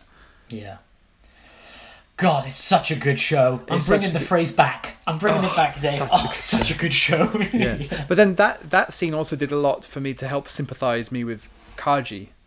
Because he's helping her throw up in the alleyway, then he's carrying her home, then he's taking care of her. Yeah, he's being nice and he's being gentle, but then he's also a two-faced person professionally, so you're not quite so sure. But then some of the conversations he has with Ritsuko at the sort of wedding when Masato is in the loo, it's like he admits that it's too late. Like he brings Ritsuko a little trinket back from Kyoto because she likes cats or whatever, and she's like, "Did you get one from Masato?" And he's like, "Nah, there's no point. I'm never gonna regain that trust." I don't buy gifts for lost causes or something like that. It's more poetic than that. But it's something like that. But then to know that their relationship didn't end because he was a sleazebag or because he was dishonest, it's actually Masato who ran away because she couldn't deal with how it made her feel, this revelation that she had. So yeah, that was nice. And then when he kind of shuts her up from being disparaging and self-flagellating by giving her a kiss. She hates herself. Yeah, but she absolutely hates herself. She's like, I think like the last thing she says before he shuts her up with a kiss is, "I don't see the point in living anymore," or something like that. And then he just gives her a big kiss and then takes her home, drops her in bed, says, "Night, kids, look after her." So he's skilled at being a nice person. That maybe I'm going back to being cynical again because see him in that moment is more true to the real him than the one we see in the elevator when the earlier episode they're kind of making out in the elevator and he's like, your lips don't lie about wanting it kind of thing, where it's kind of like, oh, this is what a that's douche. Proper sleazy. Whereas this guy who is carrying her home, I see that as more of like the genuine connection that they have, right? Why she liked him in the first place was because this is who he kind of really, and that element ties back to seeing her father in him, is that he carries her all the way back to the house. Yeah, just right? like her dad did in the second impact. Yeah, shit, man. Do you know what, Dave? What? God, this is such a good show. It's such a good show. Yeah, that's a really good description, conversation, I think, of Masato and Kaji, and we'll come back to them at the end because they have a conclusion to this episode that's really important. Yeah, big. It's big. Yeah, but then if we swap over to what you were saying, what we talked about earlier on with Shinji, and we have Shinji and fucking everybody in this episode. He is just banging his way through main characters in this episode. Banging, manner of speaking. Yeah, not necessarily literally. But we have him and we have Shinji and Rei. We have Shinji and Asuka, and we have Shinji and his father. Yeah, all in the same episode. And Shinji is just sat there. He doesn't know what to do. And Asuka says to Masato, I think, like, what's he so nervous about? And he's like, he's going to go and see his dad. He's like, oh, he's such a baby being so nervous about going to see his dad. Or something like Asuka's doing. Yeah, she says something like he's both eager and dreading it at the same time. Yeah. But again, it's that layer of complexity, those two conflicting. The same thing that we have with Masato as well, right? Where she loves her father, but also hates him. And it's that same, that's that same thing going on there. Doesn't Masato say at one point that she's got more in common with Shinji than she's realised, or she wants to, than she wants to have, because they have this, like you said, a mirror relationship with their fathers. Yeah, and it's really interesting seeing how other characters view Shinji as well, because all of them pity him. there is no one who was like, hey, no, Shinji, actually, you remember when he held up that giant alien and then saved the entire country? Or, you know, when Shinji did this amazing thing, and this, no, everyone's like, he's just such a pitiful little boy that is desperate for his love and affection. At the beginning of the episode, they say, "Why Shinji seems a bit more mopey than usual today." Yeah, yeah. It's like, give him a break. You know, you owe him your lives like 11 angels over now. Yeah. Like, maybe you should start giving shit. Anyway, I'm not being a Shinji stan. I'm just saying he doesn't get the respect he deserves. Maybe he'd have better self-esteem if people went around to him, and actually, it doesn't have to be his father, because we know that's what he's there for anyway. But if, you know, more people went around going, hey, Shinji, good job. Is there not, like, even, like, a debrief after every battle where they go, and you, like, yeah, and then you kill the angel, and then next week, and you did this, and this, and then you killed the angel. Next week, you did this, and then you killed the angel. Like, even a matter-of-fact way of just telling him all of his successes. It doesn't have to be, just because he's a kid, he doesn't have to have someone tussling his hair going, you're so good as an Eva pilot. Who's a good boy? Who's the best Eva pilot in the world? Or being, like, patronising in that adult way where grown-ups call you, like, dude or man or buddy, as if they're your friend, when they're just making it even worse by being condescending. He doesn't need all that. He just, you know, maybe this happens behind the scenes, but it's. I feel I just need someone to be like, "Good job, man." Yeah, I think there is a bit in is it this episode 14 or 15 where Asuka says, "Why does everyone treat Shinji in such a different way? Yeah. Right? Like, why is everyone like walking on eggshells around Shinji, kind of thing?" And I'm like, because he just needs someone to love him, Asuka. That's why. That's all he. That's the whole show, is Shinji looking for someone to love him. Like that's you know. Well, I guess as well, like all the people that Shinji is surrounded with, besides Asuka, they know Commander Ikari well enough to know that. Shit, I wouldn't like to be his son. Like Shinji is his son. Yeah. Oh, jeez. Yeah. Yeah. Well, that's why Misato takes him into the house in the second episode or whatever. You know. Just like, no, you're coming to live with me because your dad's a jerk. Yeah. Kind of thing, yeah. You need someone looking out for you. Yeah. So the Rei and Shinji stuff we've spoken about earlier, which is the way that you were cleaning the classroom and wringing the cloth. You looked like a mother, and maybe you would be a good housewife. And that's not a derogatory, oh, maybe you would be a good housewife. It's not like it's more of a the way that you did that suggests that you already have the attitudes of a mother inside you, right? Like it's a compliment. It's not a well, you're a girl, so you should be. It's not. That's not. Yeah. That's no, I didn't take it that way. Yeah. No, he's trying to be nice, but inadvertently kind of sets up a small conflict. Yeah, but Ray doesn't have any idea what he's trying to say. She keeps like saying, "What are you talking about?" Yeah. Which I guess is why I left confused, because Ray didn't validate anything, any of what Shinji was saying, and I was like, What is that about? Yes. But then then the narrative maths came in. There we go, narrative maths, baby. Then we have Asuka, who goes on a blind date, and the blind date doesn't go very well. She leaves the guy. Yeah, she leaves him like waiting for the roller coaster or something because he's boring, and she just runs home. Yeah, and Shinji's like, that's really mean. Yeah, yeah. Then we end up with bringing in our themes of puberté, as the French call it. When Shinji and Asuka are both sat in the kitchen, I think, and they've got nothing to do. Right, they're just listening to music. I think Shinji's listening to his. Masato's still out at the. Masato's called to say I'm going to be out late because I'm boozing it up with Kaji. Yeah. Don't wait up. And Asuka is upset about that because she was made to go on this blind date with somebody, but who she really wants to go on a date with is Kaiji in this episode again, and she's jealous that he's drinking with Misato. And then later on, when Kaiji comes back with Misato, Asuka is frustrated because Kaiji's like, "Yeah, take care of her. I can't stay here. I've got to go to work. Bye." Yeah, she says, "Why don't you stay here tonight?" And he said, "I'll be the laughing stock of the office if I show up tomorrow looking like this." Because he's in his wedding duds. Yeah. So it's again, it's heartbreaking for her. But we get the moment between Shinji and Asuka. What happens between the two of them in the kitchen? Shinji's listening to music or studying or something, and Asuka is bored out of her mind. She's just like, "You want a kiss?" And so, and he takes his headphones out. He's like, "I'm sorry, what did you say?" He's like, "Should we kiss?" And he's like, "Why?" And it's because I'm bored. And he's like, "That's the reason that you want to kiss, because you're bored." Yeah. And I think she basically calls him a chicken until he does it, and asks if he's brushed his teeth, to which he says yes.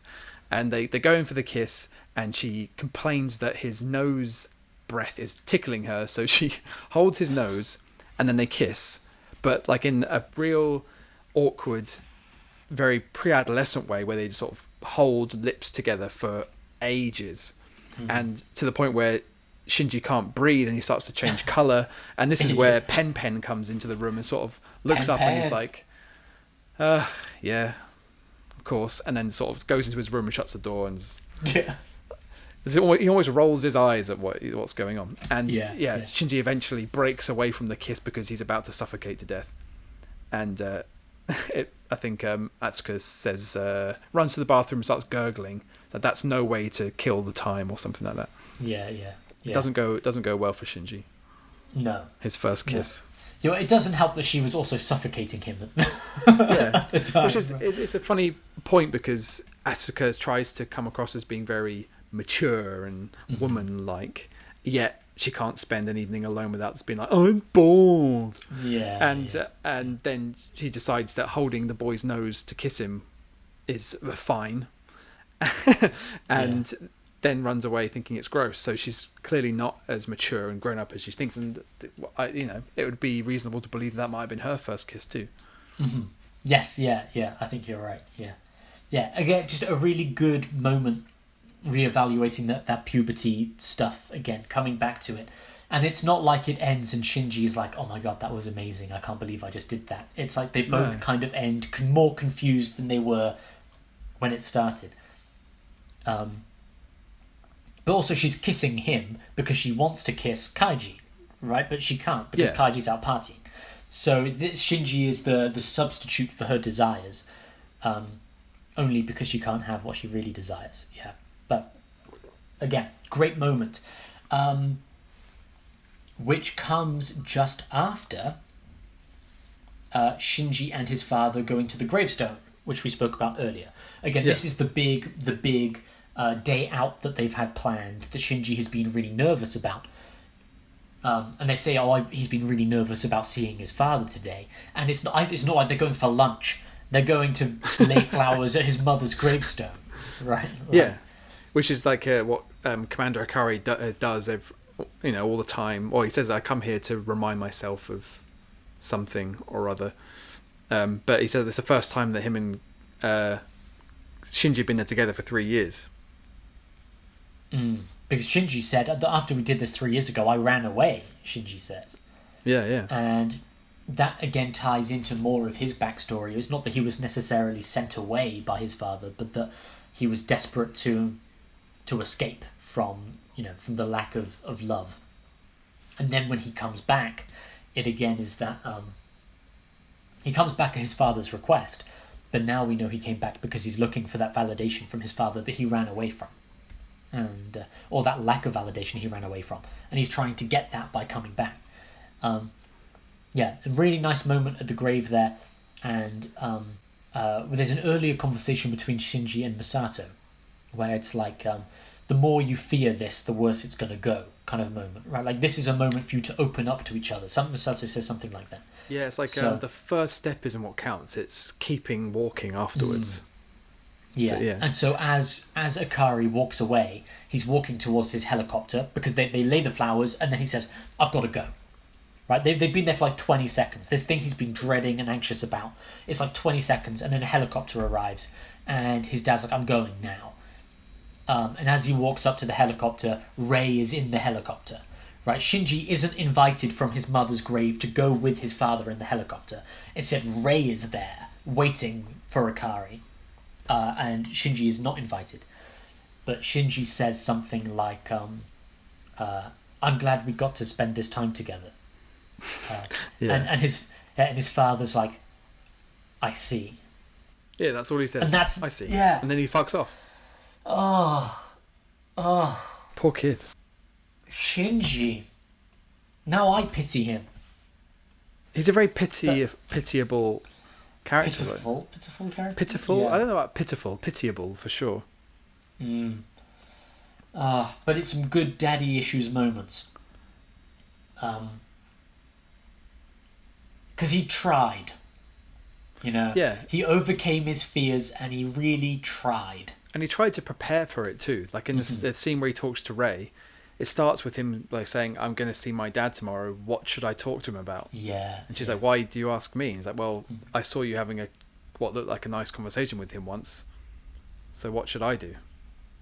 I don't think he really gets much advice from her, but like he's been anticipating it over anticipating it, and then it's a bit of a damp squib at the end of the day. Yeah. Poor Shinji. Okay, so then we get to the end of the episode, which is kind of picking up with what happened with Ray and the spear of Longinus, when Kaiji is back to his old double agent ways. Yeah. Right, and he's hacking into something, and as he's hacking in, Masato puts a gun to his head from the back, and is like, "You fucker." Yeah, I fucking knew it. Yeah, I fucking knew you were gonna do this. I knew you were gonna betray us all. And Kaichi's like, no, I'm not the one who's doing the betraying, basically, right? Like, everything you think you've been doing here is a front for something greater. And the door opens. Now, before the door opens, we see that it's Adam. We know that it's Adam who's in the room. When was the first time we saw Adam, or that Adam was mentioned? Do you remember? Isn't it the episode where Kaiji is introduced and he fucks off from the naval fleet with something? Yes. But it wasn't a small thing. I remember it being a small thing. It was indeed a small thing. That's why I'm bringing it up right now. Yes. Okay. Because when he opens the suitcase, it's like an embryo. Yeah. Right. And they say, this is the first human, or something like that. And then later on in the later episode, where they find in the volcano there's a growing angel. Oh yeah, and the mission is capture, not destroy, unless it hatches. Which it does, and then when it hatches, it grows like fucking lightning speed. Right, it's an embryo, and then boom, it's this giant monster. It's a monster. Angel. Yeah. So now, for the second time, we see Adam that we initially saw like an embryo in a suitcase. And what is he now? He's, Masato says, is that an Eva? Or is it an Eva? And it is a kind of humanoid-looking alien kind of thing. And at this point, it's the size of an Eva, but it's got head, arms out in crucifix pose, and we even see a nail driven through its palm, very, very Christ-like. But its body only extends to about waist level, at which point it's got like weird, lumpy, bumpy bits. Oh, it's like growing into different people from there. Right? It's like multiple sets of legs and heads and things sticking out. It's, but there's no bottom half of it yet. But and its face is again kind of a blank looking face, but with loads of eyes. Mm-hmm. In fact, I think it has the same number of eyes as there are council members in SEAL. I think that the symbol for SEAL is that Adam's face is this weird kind of triangle, but without it wouldn't be a triangle. It's like a four-sided shape, but it's missing a point. I can't think of how to describe it. Like a trapezoid, but no. Yes, let's say kind of like a trapezoid. Anyway, and then it's got all these eyes across it, and that symbol is Adam's face is kind of the symbol of SEAL. Like their whole mission is to do something with Adam, whatever it is. He's there for a purpose. Yeah. Right. Whatever that purpose may be, and he's there, and he's been fucking. Well, as you said, he's been crucified. Yeah. And Masato is like, what?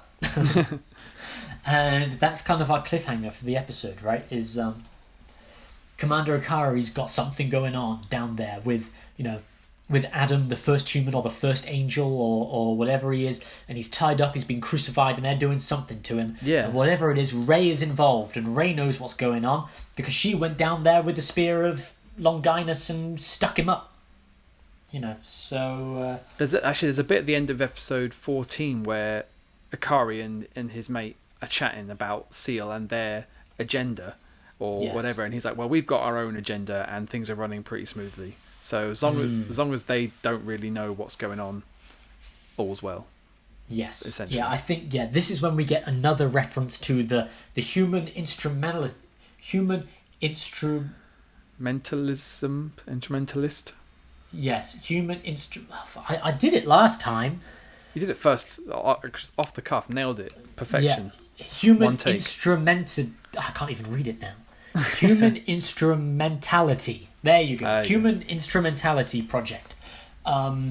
Which is, again, that's kind of that thing we've got building to again. Whatever the fuck that is. We get another reference to it. And again, I do know what it is because I've seen it before. But this is one of those things that I see building more clearly this time that I didn't see building the first time I saw it. Which is why it's those things of going, it's not necessarily a spoiler to just be like, just keep this in mind, right? Because like there are so many things I see watching it this time that I'm like, oh yeah, that ties into that. Because the first time when Adam came back in episode 15, I had completely forgotten that he was the embryo in the suitcase, right? So I was like, when the fuck did they get this crucified motherfucker from? But now watching it this time, when I see the suitcase and they're like, oh yeah, this is Adam, I'm like, oh, nice. I see. And so yeah, it's much clearer seeing these things build up. It doesn't seem as random or confusing this time. Yeah, that's cool. And if you can still enjoy it the second time around, and being able to put those pieces together, like great movies that have great twists or that are very unclear the first time through, and then they shock you at the end. If you can watch it again and still enjoy it and take things from it, then that's the sign of a great story. Because there are plenty of things that have those kind of twists at the end. Then when you watch it the next time around, you go, oh, now it seems shit and lame because I know the ending. Yes, and that's a good twist. Do you know what it relies on, Dave? Does it rely on? I don't know. I've heard this coin. Wait, this coin. I've heard this term coined in several academic circles. Is it narrative maths? It is narrative maths. I thought so. Yeah. I remember this from my master's degree in being great at everything. The equal sign of a good twist is that build up, right? And then when the twist happens, you're like, oh, I see how they added up this equation. That's the sign of a good twist. And it's why M. Night Shyamalan could only do like 3 movies, because his twists relied on the complete lack of narrative maths. Basically, where it's like, oh, you thought that this whole movie was one thing, but actually it's the other thing. Yeah. And it hasn't built to that twist. It's like, oh, it's subverted everything. It's like The Last Jedi as well, and why The Last Jedi doesn't work. Again, it's not saying that The Last Jedi is bad because it has an Asian character in it. That's not the case. Shut the fuck up, Star Wars people. It's like, this is just me, again, standing up for Kenny Murray Tran, as everyone should rightfully do anytime they talk about Star Wars. But The Last Jedi doesn't work because its whole deal is, you know all those things you know about Star Wars, we're going to subvert them. Oh, and then we're going to subvert them again. And then we're going to subvert them. And it's a problem with the new trilogy, is that its narrative maths is inherently based on the previous trilogy, rather than its own. And so it doesn't build its own formulas, Dave. It relies on previous formulas. Again, narrative maths. I was like, this thing works. It does. You're writing this paper as we speak. Yeah. Okay. Great. Anyway, we have to get away from this to round up the episode somewhat. But we should wrap up. It's been a while. Yeah, but this is one thing I'm really enjoying about NeDom Genesis Daveangelion. is that I thought, oh, we'll do the first couple of episodes and then we'll get to the later ones and we'll just like talk for like 20 minutes and go, yeah, that was a good episode, but we've already established everything. But actually, this might be our longest one yet. And we're not running out of things to talk about or themes to explore or how the characters are changing, what they're becoming. the show is so well layered, so well written, the characters are so deep that actually it's a joy learning more about them rather than just going, hey, I got the lightning badge. That's a callback. Lightning badge. That's a Jesus callback Christ. to previous episodes. Again, this is this is humor maths, where you do one mistake plus equals It recurring sounds joke. more like the latest in the episode of Dom pisses off Dave about something that he loves. It was Star Wars for a while, and now it's Pokemon. I love Lieutenant Surge. Don't you think I don't love Lieutenant Surge? I know you love Lieutenant Surge. Oh yeah. Oh god. Anyway, do you have any final thoughts? Because normally we do. Does this remind you of any relationship with your father? I guess I mentioned earlier on the conversation with Misato kind of reminded me of conversations I'd had with my partners. But did any of this stuff with Shinji and his father, the Mother's Gravestone, or the Good Work Shinji, any of that, or any of the other characters as well? Did any of that ring true to you at all? Nothing in this one, no, really drew any comparisons with my life. But like you said, these are stories that are still developing, and little snippets of their layers have been revealed at different points, and they've touched us in different times, different ways, as you've said. So there'll be plenty. Yeah. I think one of the things that I've really noticed is the praise that comes, and I thought about how being praised and how British people generally aren't very good at accepting praise. We as a culture, we tend to get a little bit no, I don't deserve. It's polite to pretend that you didn't do anything worth anything. Rather than being very American and going, I do deserve that praise, don't I? That's kind of the difference between the British people and American people. Americans well and truly believe that they deserve the praise that they get. And British people are kind of like, no, I couldn't possibly. Accept. Yes. And I thought about the way that I accept praise. And how I, much like Shinji, how I completely desire praise and affirmation and love from certain people, but not from other people, if that makes sense.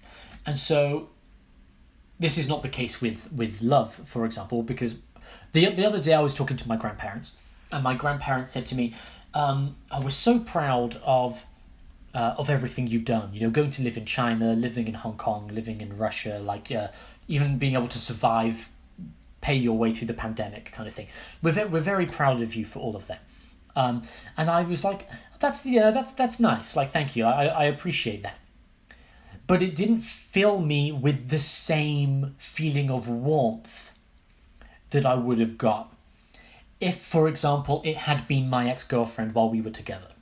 Right? If my ex-girlfriend, while we were in Moscow together, had been like, it's really amazing that you've managed to hold this house and us together during this pandemic, I would have been in fucking floods of tears. For oh my god, I'm so happy that you said that, right? But when that affirmation comes from, I don't know. I think again it's a human thing, right? You want that affirmation from certain people, but you don't need it from others at times. And it's like when your teacher says you did a good job in comparison to your friend saying you did a good job. Right, and it's like, oh wow, you're playing football, and your friend says, oh good goal, Dave. You're like, oh thanks, and then your PE teacher says, good goal, Dave, and you're like, oh my god, the PE teacher just said that was a good goal. It must have been good. I don't know how that works, but that was just something I was thinking about. That is interesting, because I think I'm different from you in that I don't get any positive reinforcement from praise from anybody. Mm-hmm. I don't know whether I'm just broken or very cynical, but if I get praise from somebody, I chalk it up to either they're just being nice, and it's a nice thing to say, but they don't mean it, or they're being nice and their opinion doesn't really matter anyway, because they're not talking from a place of authority on the subject. Mm-hmm. So, if I wrote a screenplay, say, and I gave it to you and my girlfriend and my mum to read and you all said it was great, I'd be like, well, that's nice of you to say, and you might actually think it's great, or you might just be being nice, but I don't know which one it is. But if I sent it off to, for some reason, Shane Black is the first person that comes to mind. If I sent my script to Shane Black and he goes, fucking great script, I'd be like, fuck, shit, really? Because he does no, but then even then I'd be like, but he could just be being nice because he's a famous person and you have to worry about protecting your image. So I'm not able to accept praise for anything, and if I'm trying to chalk this up to some daddy issues stuff, thinking about how I react to praise from my dad, it's the same thing. He's saying it because he's just trying to be nice and supportive, and me and my dad live in such different spheres that there's nothing I could really do that if he gave me sincere praise I would be touched by it. Now, see, I think that what you're missing here, this is the Shinji thing, right? Well, that we're both experiencing, where Misato does praise Shinji sometimes, not all the time, but she'll be like, oh yeah, good job. And he's like, yeah, thanks. But when his dad says it, because his dad shows him none of the love and affection that he desires, when he does receive it, it's like, oh my God, I wasn't expecting this. And maybe what I said earlier about my ex-girlfriend is more of a critique of the relationship than I thought when I said it. Because when I was saying it, I was thinking she was someone that I that really loved. And then to have those positive words from her would have been amazing. But maybe on reflecting on that, it's the relationship didn't have that thing that I needed. So if she had given that to me, it would have been like, oh my God, I needed this from you so much. And to actually hear it is great. Whereas when you have positive affirmation from people on a reasonably common basis, it loses some of its impact. Yeah. And I think for you, if you had children and your children were like 3 years old or 4 years old, and then your dad took you aside and was like, I just want to let you know, Dave, I think you're doing a really good job at this. And I know this wasn't necessarily what you saw your life being, having children and stuff, but actually you're doing a really good job at being a dad. You would fucking break down in floods of tears because it's not the affirmation that you were expecting. No, right? And it would matter. Yes. Like I think that's something that I think about a lot, is like what really matters at the end of the day. Like if I do my job well and a colleague or someone superior to me says you did a good job, I'd be like, well, that's because that's what I'm here to do. Yeah, that's my job. That's my job. That doesn't matter. And if I make a good meal or write something that's good, it's like, but does that matter? But having your dad praise you for being a good dad, like that's pretty big. That's good praise. That feels like there's something that actually counts for something. And I think I don't feel like much really counts in the world. And another, going off of something else you said, is if somebody gave me praise who previously had only ever belittled me about stuff, then maybe I'd be like, oh wow, I must have actually done well. Maybe it's about belief. I actually believe that this person really thinks I did a good job and it isn't just being nice, because they're not normally nice. Whereas if you're lucky enough, like I am, and I'm sure you are, that you're mostly surrounded by nice people, your friends and your family, and even like me, I work with a lot of nice people. Compliments from nice people don't count for much because they're already nice people. But if you get complimented by someone who is a shit, then it actually counts. And I can sometimes struggle to see. I can sometimes take nicety to be a devaluing sort of flavour to a compliment. You know what I mean? If someone said to me, Dave, you're an absolute piece of shit and I hate you, but you did pretty good at that thing, so I can't. Yeah. And because I'm being honest about how I really feel about you, you can trust that is also honest. Yes. Yeah. And that's something, again, with affirmation that, like you're saying, is as artists, especially as a writer, and I say that being me specifically, I am very bad at receiving criticism. Right, in terms of my writing, like if it's like, oh, your act 2 is a little bit weak, I'm like, fuck you, my act 2 is weak. Like, oh, this character, the voice doesn't quite ring true. I will ring your bell in a minute. Like this kind of, I'm not good at accepting critique like that. But when the person who is praising it would otherwise be like A, B, and C don't quite work, but D, on the other hand, is super strong. And if you can resolve those certain problems, then it's going to be really good. And then you resolve it, the person's like, great, yeah, now it's good to go, kind of thing. Like, that's a sense of accomplishment that comes with it. Yeah, it does depend on who it's coming from, both with affirmation and with critique. Because again, like if I wrote something and gave it to someone who was close to me and they said it was good, or if they said I didn't really get this bit or that bit wasn't all that, or and gave me ideas of how to improve it. If I didn't agree with them, I wouldn't do it. But say if I sent a manuscript to an editor and they wanted to change some of my favourite parts or the things that I thought were true, and they're like, do all these things and you've got yourself a book, I'd be like, well, I'm going to do that because you obviously, like, without any shadow of a doubt, know what you're doing, and I would be stupid not to take your criticisms. Whereas sometimes you feel, I think that you and I are quite the same in terms of some of our creative stuff, where you think, well, this is all me, like this is my voice, and if you're telling me to change it, then it's no longer going to be my voice. So if I leave it as it is, at least it's true to me. And but then it's such a hard thing to take other people's input, and you've crafted this, you've made a baby, and someone's gone, yeah, but I'm just going to draw a mustache on him and that'll make it better. And you're like, how can you possibly think that? And then you do it and you go, oh, you know what? It does actually look better with a mustache. I'm so glad I listened to that weirdo who told me to draw a mustache on my baby. I was just thinking again, we've gone into awful therapy run over. But again, it's what NeDom Genesis Evangelion does and why it was worth talking about in the first place. I was just thinking about to the grandparents thing, right? And it was specifically they were saying, we're so proud of you for having gone to all these places and worked in all these places. But the fact that I didn't feel the praise was because I look at my time now as a failure, right? And I just said right again. Every time I listen back to our podcast, I say right like 300 fucking times. And I always get a mental note, don't say right. Don't pose a question. No, because that is censoring your true voice. That's me looking for affirmation. No, but that is me looking for affirmation from you to tell me that what I'm saying is correct or that you understand. Oh, I see. It's like it's like a tick. So I'm accepting. Yeah, I'm waiting for you to go, yes, you are right. Or, yes, I understand. Right. I'm anyway. Again, I'm another depth of psychoanalyzing myself.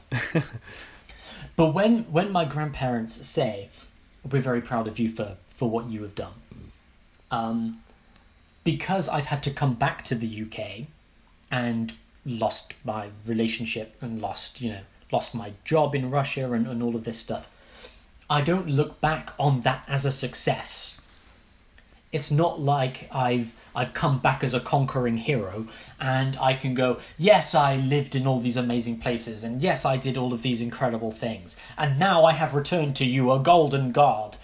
It's like, I lived in Moscow for 18 months, and I lived with the woman that I loved, and then a pandemic hit and it ruined everything. And now here I am, penniless and poor, without the relationship, once again, almost 30 in my parents' house. So, like, only because there's a pandemic, right? But again, now I have to justify my own failure. But saying it's really amazing all of the things that you've done. You've seen so many things. You've done all of this stuff. It's like, yeah, I have, and now now I'm here. Whereas if I had come back on a chariot with, or I had entered Jerusalem on the back of the donkey with people putting throwing palm leaves in front of me as I enter the city, and I'm like, yes, I'm Jesus. This is me. I'm tying myself back into NeDom Genesis Evangelion here with the religious imagery. But perhaps if I believed in my success, I would more warmly accept praise from others.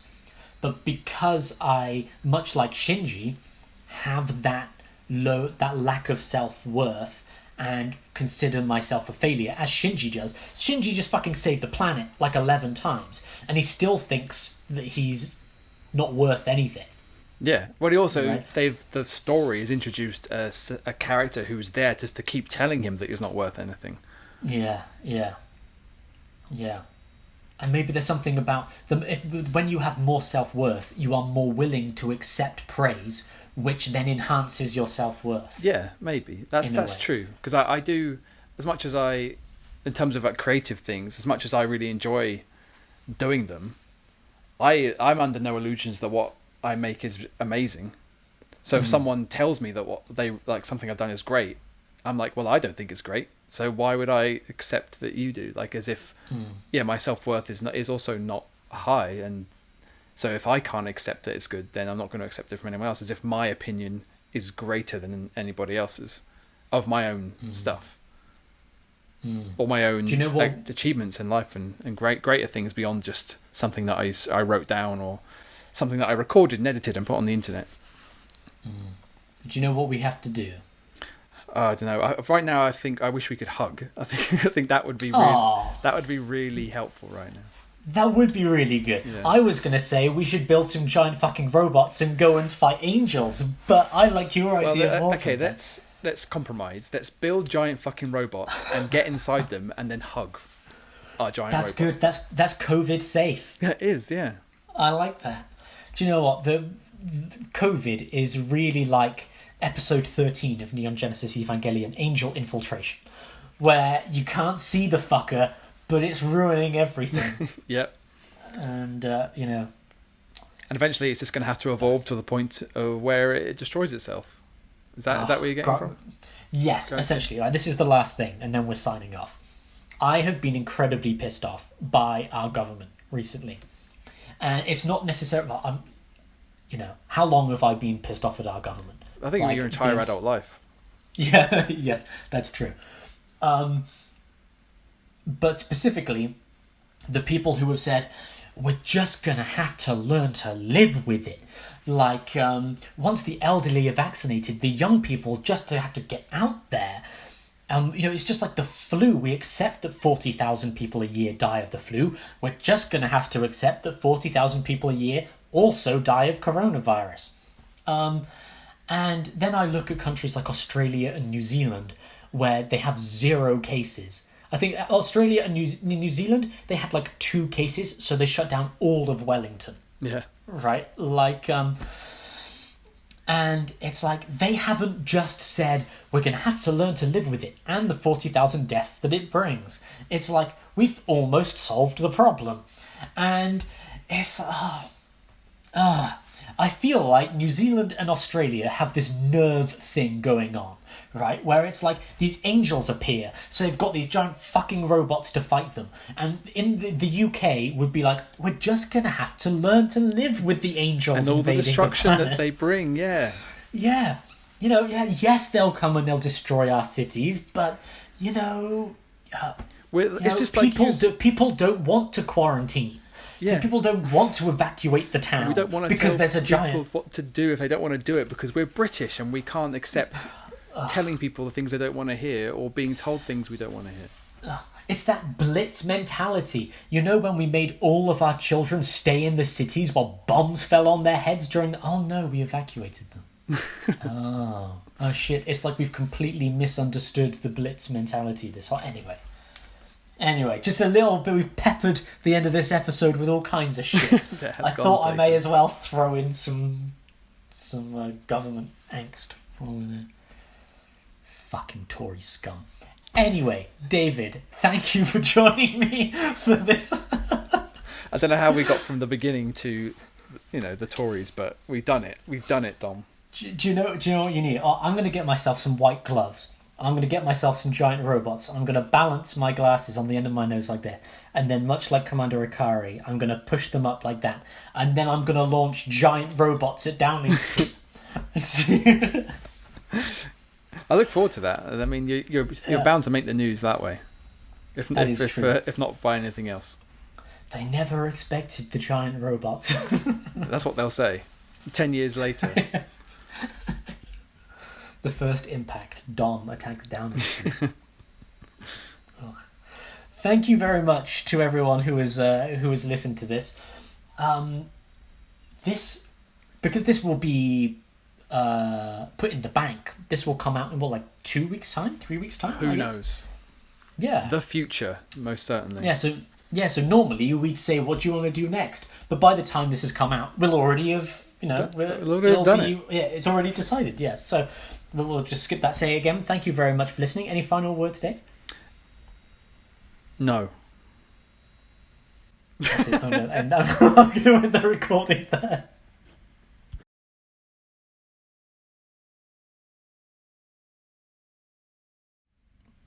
Hello and welcome to Daveangelion. No, wait, that's not the name of the show. Cancel that. Cut. I forgot the name of the show. Take one. It's God. NeDom Genesis Daveangelion. Yep. Oh, fucking hell. I know what's going to be at the end of this episode. Okay. Take 2 and marker.